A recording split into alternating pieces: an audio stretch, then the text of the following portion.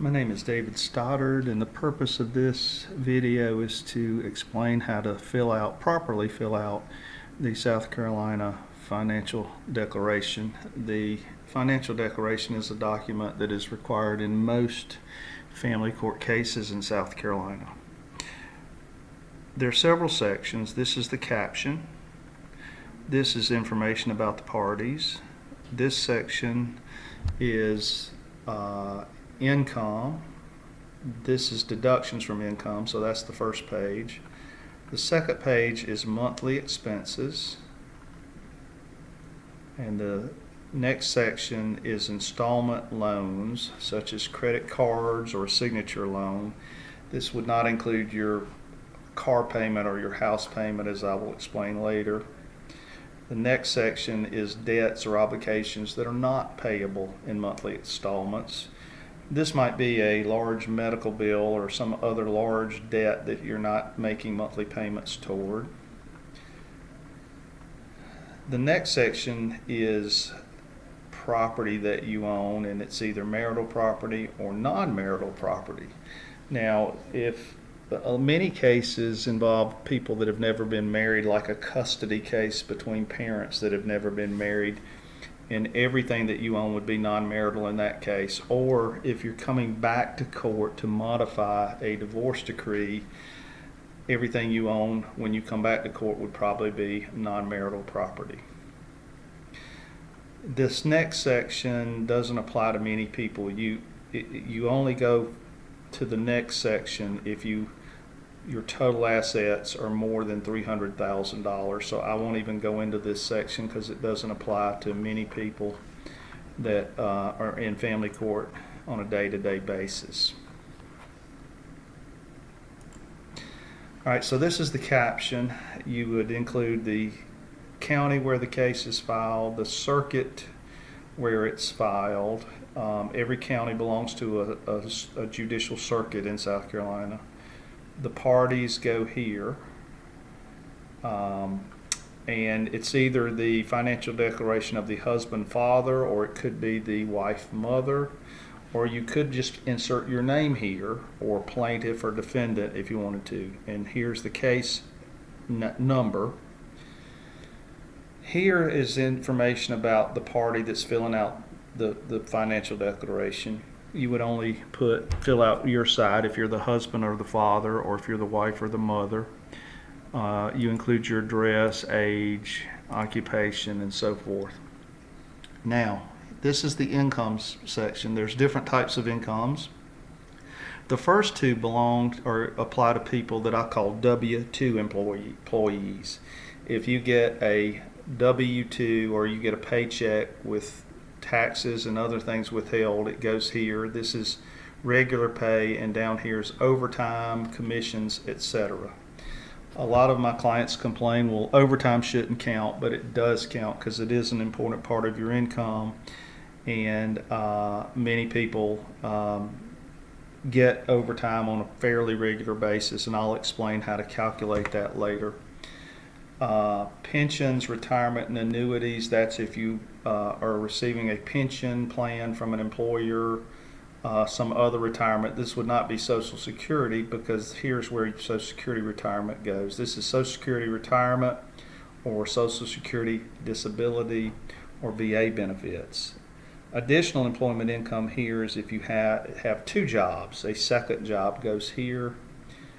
Disability and workers' comp benefits, again, this is not Social Security disability. This is if you're receiving disability payments on a private employer disability plan or your own disability insurance plan, or workers' comp.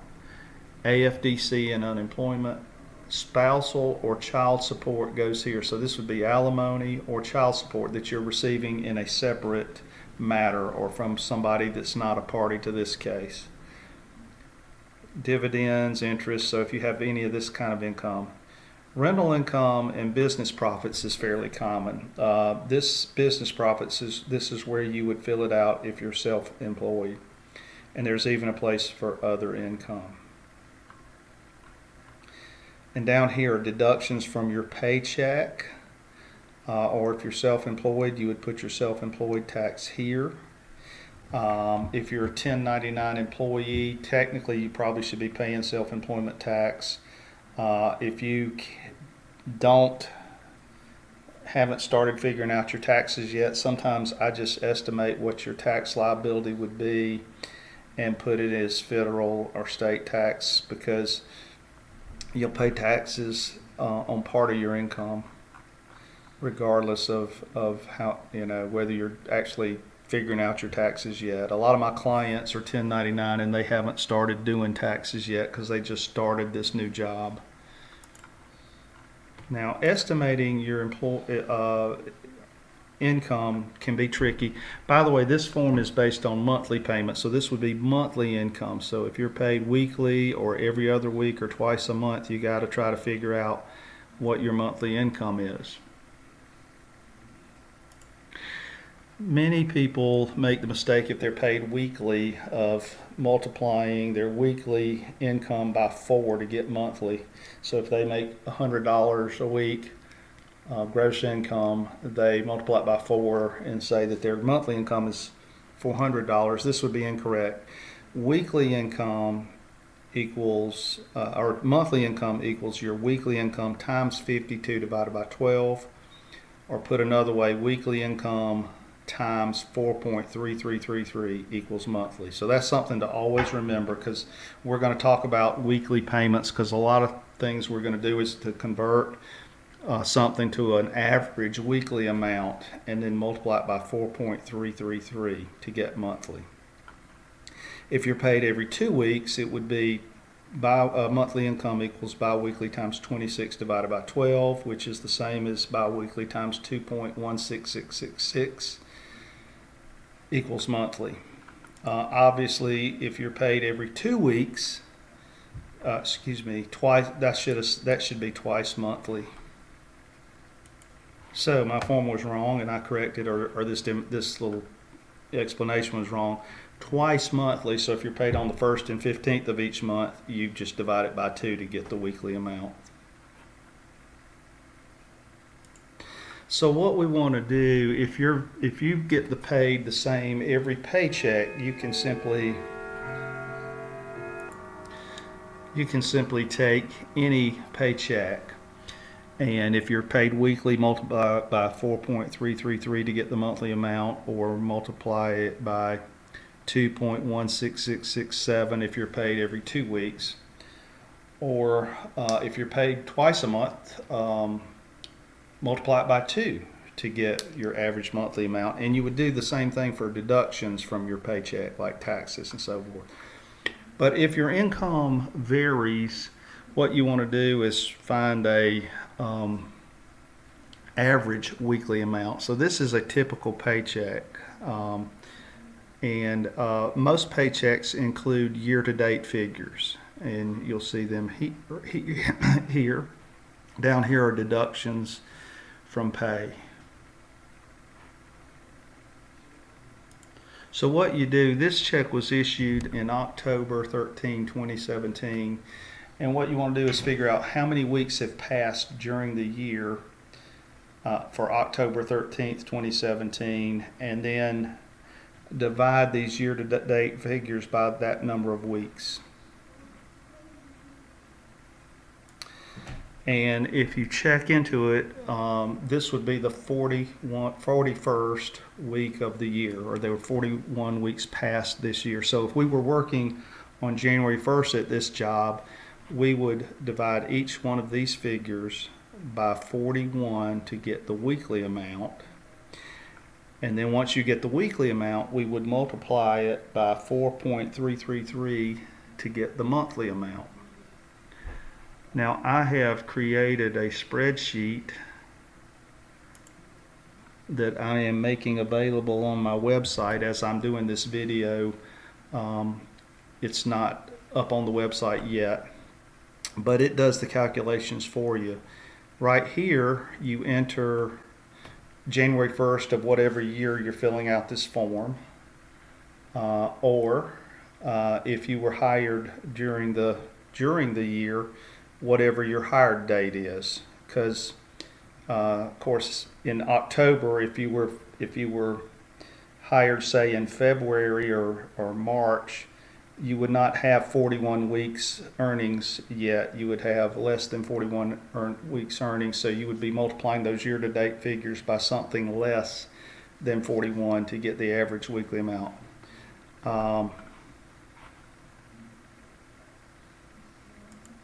But just to show you how this works, if I put in, let's say, February 15th, 2018. Well, why did it do that?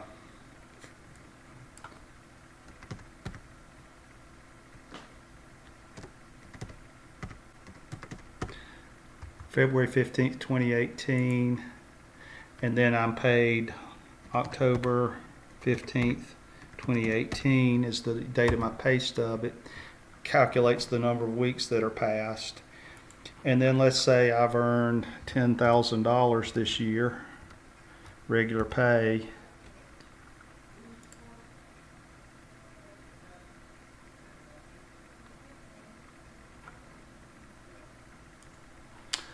For some reason my formula's disappeared, so it's not working, but anyway, it will be on my website and it will work. Here's one that does have the formulas. You can see them up here. This is one that's already filled out. We were working at this job on January 1st, 2017.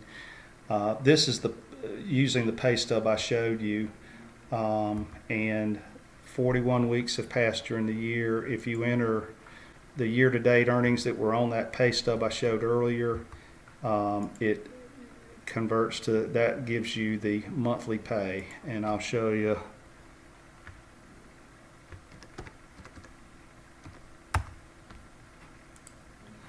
That's how it does it.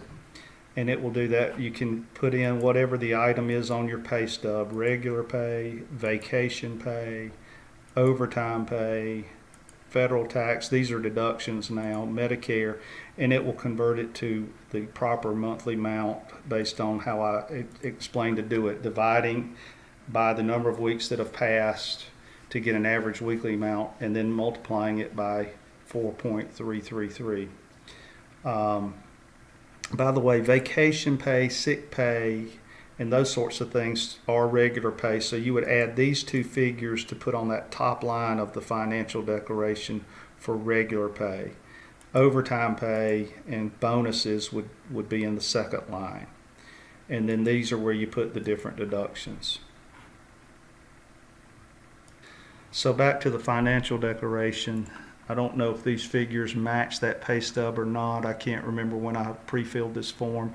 But your principal earnings from employment are $3,000 per month, and you get $909 in overtime pay. So these figures aren't quite the same. I rounded it up a little bit to get that three. I do round up though. A lot of, like this figure, I would put $2,854 and leave off the cents. Here I'd put $73 and leave off the cents. So I do round these figures up because they are just estimates of what your pay will be, unless you get paid the same exact thing every pay stub.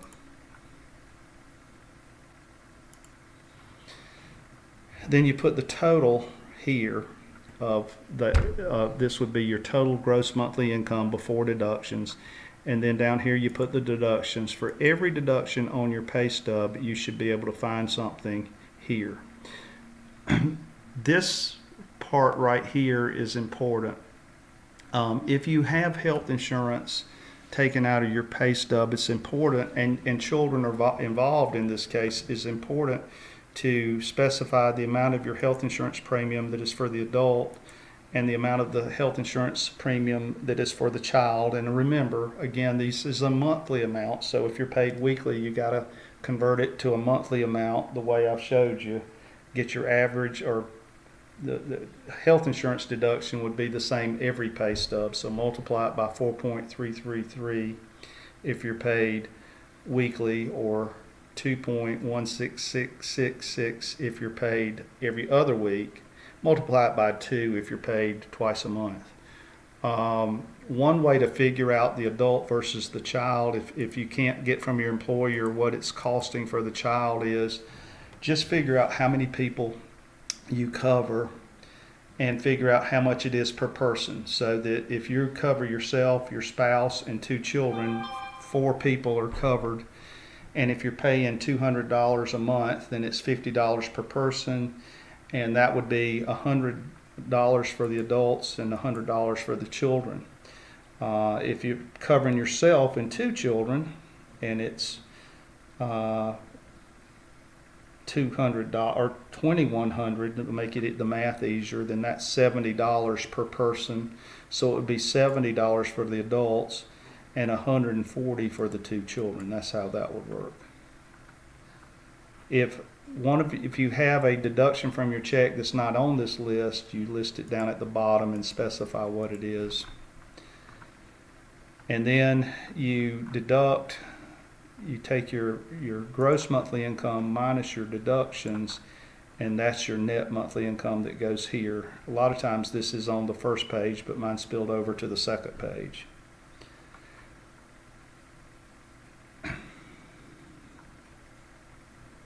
Here you might want to list all the members of your household and what the relationships are. Like, do you live with your girlfriend, or do you live with your new wife, or do you live with your wife and stepchildren? It helps for the court to know who all is in the household that these expenses and income cover. Again, you only fill out your side, and same thing for expenses. You got, most of these are self-explanatory: rent, residence, food and household supplies. You just have to estimate what you spend per month. All of these are fairly self-explanatory. You'll see that there are footnotes for these, and if something is not self-explanatory, like adult incidental expenses, number 14, there is a footnote in the back, and I've just highlighted it. Adult incidental expenses include cosmetics, hair, nail care, books, magazines, newspaper, business dues, pets, charity, religious dues. So there's a lot there. Some things on the expenses that are kind of difficult or cause some people a problem. One is the auto insurance, taxes, gas, and maintenance. You've got to figure these into one monthly amount. So insurance is usually paid monthly, but gas, you don't pay it monthly. You pay it however often you fill up. Taxes is paid yearly, and maintenance is sporadically. I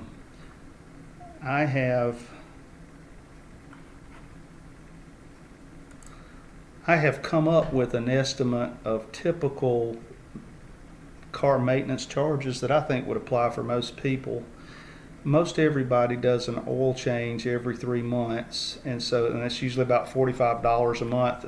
During the year that I'm creating this form, it may be changed, or this explanation, it may change a few years from now, but it's about $45 when you do an oil change, and you do it every 3 months. If you divide it by 3, that's $15 a month. Let's say that your maintenance is $750 every 2 years. So that would be new tires about every 2 years, plus other stuff that you spend besides oil changes, divided by 24, and that's $31 a month. Whatever your taxes are, you divide by 12. If it's $215 a year, that's $17. But you figure out your own taxes. You may pay $400, you may pay $50 a year, but divide it by 12 to get that amount. Whatever your insurance is a month, that goes here. Gas, that's going to differ depending on what kind of gas mileage you get and how far you drive a month. But I fill up my car about once a week, and it's about $35 right now to fill up my car. Gas prices are kind of low at the time I'm doing this explanation. So it's $35 times that 4.333 I told you about earlier for converting a weekly to monthly. And that's what you get. Then you add all these together, and that's the total. And so back to our financial declaration. You put that figure here. You do a subtotal here of this whole column here, and then you just start adding things again, and these again are most self-explanatory. Adult clothing trips some people up. I figure out how much you spend a year. It's very easy to spend $1,200 a year, which is $100 a month. Some people say, no, I hardly ever buy clothes, and you may only by $600 a year, which is $50 a month, or you may only spend $120 a year. That's $10. But most people at least buy something during the year. Children's clothing, you figure it out the same way. Entertainment, that's, again, if you look at the footnote, that's movies, theater, vacations, sporting events, compact discs, rental, videos, that kind of thing. Figure out what you spend a month. We've already covered adult incidental. Now, these, if you're making payments on credit cards or other debts besides your car or house, because your car is up here and your house is up here, but if you're paying other debts, now these aren't monthly expenses like utilities or your utilities or other monthly expenses. These are debts where you've borrowed money or on a credit card or just borrowed it somehow. You put who you owe it to, what you used it for, the monthly payment, the balance, and who owes it. It could be you or it could be both of you, both parties to the case. That would be joint. And then you put the installment, the total of the monthly payments goes here, right here. I mentioned earlier you may have a month or a debt that's not payable monthly, and you put the particulars of it here. Here's some things: are you in bankruptcy? Are obligations listed above in arrears? If they are, you explain what is going on. Here I put, the mortgage payment's 3 months in arrears. Or if these credit card debts are past due, you can put credit cards are past due. Now this section is for assets. Now if this is a divorce and if you're married, anything accumulated during the marriage is marital property. It doesn't matter who owns it or who bought it or who paid for it or whose name it's titled in. Well, it does matter whose name it's titled in, because you would put it on this side or that side depending on who it's titled to, or over here if it's titled to both of your names. But you start with how much cash you have in a checking account or in your pocket or in a jar at home. The next one is savings. Retirement account, such as a 401k or pension plan, how much is in it or what it's worth. Pension plans can be difficult. Actually, this is a pension plan. Pension plans can be difficult to evaluate, and that's beyond the scope of this video. But if you're dividing a pension plan, you may need an attorney, or at least consult an attorney. Stocks and other investments go here. Real estate, if you own a house or other real estate, you list it here. In this case, they own a house. It has $23,000 worth of equity, and it's in both of their names. Now, if you own a $100,000 house but you owe $80,000 on it, then you put $20,000 here. So it's the value, what you think the house is worth, minus what is owed on it. So you need to figure out what's owed on the house, and you need to figure out what you think it's worth. I often start with what the tax appraiser says it's worth. In a lot of counties, you can look, in Anderson County, you can look that up online. I don't know how many counties you can look it up online, but you can always contact the assessor's office or go there in person to find out what they say your house is worth. The value of all other property would be all of your stuff like furniture, tools, guns, jewelry, lawn equipment, everything that's not real estate or is not a bank account or money goes here. So a lot of my clients will leave this blank, and I tell them, no, you need to put something here, because everybody owns something, even if it's just the clothes on their back. Of course, if it's just the clothes on your back, it may only be worth $10. But a lot of times this has significant value, and then you put the total here.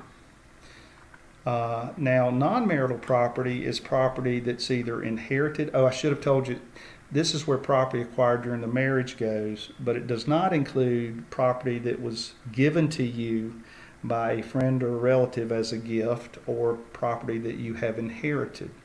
So in this situation down here, now, if you're not married, everything goes down here as non-marital property. And what I recommend you do is use these categories and list them down here. They don't have categories down here, so you would start with what cash you have and so forth. But I've given some examples. This married couple, if his 401k, for example, if he was working for this employer before he got married, then what was accumulated in the 401k before the marriage is not marital property. And I've got a demonstration of how you figure that out. One way to figure it out is this. You figure out he's got $14,000 in his 401k on the date the case was filed. He's been working with the employer for 25 years. He's been married 16 years. So 16 out of 25 years is marital property. So 16 divided by 25. So if you take the total that's in it today times 16 divided by 25, you get 8,960. That's marital property. The rest is non-marital. So that's how I figured this out on my financial declaration. You've got this part as marital property, this part as non-marital. By the way, it puts down here, it says who owns it. So it could be joint or it could be you. The date of acquisition, so 401k is accumulated over time, so I put NA or non-applicable because it wasn't acquired on a certain date. But this guy owns a parcel of real estate that's unimproved, doesn't have a house on it, so it's a lot. And he owned it before the marriage. We put the date that he acquired it. And it was a gift from his parent. So, or even if he acquired it during the marriage, since it's a gift from his parent, it's not marital property. And put the total here. I didn't fill this part out, but if this is not a marriage, or if you own some personal property before the marriage, you could list it here. And I would normally, for personal property, I often put not applicable for the date acquired, unless it's a single item. But if you have various items of furniture, cars, tools, and all that, you've accumulated them over time, and it would be non-applicable. And as I said earlier, the rest of this form that you don't need to fill out unless you have over $300,000 in assets. And if you're doing that, hopefully you will get a lawyer to help you. Even if you have a lawyer, the lawyer is going to give you this form to fill out because you're the only one that can gather the information for the lawyer, but the lawyer can help you. One other thing that's important to note on marital property versus non-marital property, the date that the court determines what is marital property and marital debt is the date the case was filed. So if you've been separated for 3 years, but you're filing the case now, the date you file the case is the date that you determine that part of your 401k that's marital versus non-marital. So, if the case has been pending 2 years, the date that you decide what's marital versus non-marital is the date of filing. One other thing to understand, a lot of people ask me, well, why do I have to fill this form out? We've agreed on everything. Well, anytime the court is ruling on issues of property division, alimony, child support, or attorney's fees, it requires one of these forms. And chances are, in your case, the court is ruling on one of those issues. Even if you have an agreement that says, I'm keeping my property, she's keeping her property, and each of us is going to pay our own attorney's fees, and we're not going to get alimony, the court is still ruling on all those issues because it has to determine that your agreement is fair, and the court has to know what you own, what she owns, and the court has to know all about your finances, and know that you have disclosed your finances to the other party. So this form is required in almost every case. I hope this video is helpful. If you've got any questions, find my email address and email it to me, and it may help me tweak this video or make it a little bit better for the future.